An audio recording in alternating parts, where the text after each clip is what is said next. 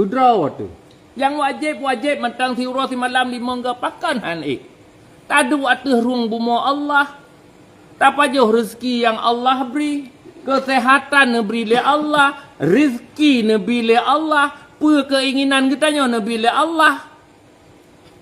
Tapi kitanya dengan rezeki, dengan sehat yang beri oleh Allah, tanya tak khianat Allah.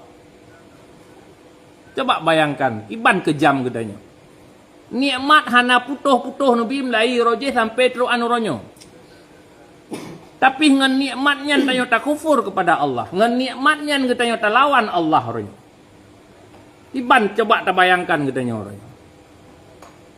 Nada ci bayangkan hana tak sembayang sabuh wate. Kan Allah Taala teh hana tak sembayang lemah ke hana kan ke Allah sebut ke ra tu. Cuma yang perintah Allah untuk keselamatan roh. Tetapi han tatem je. Puja.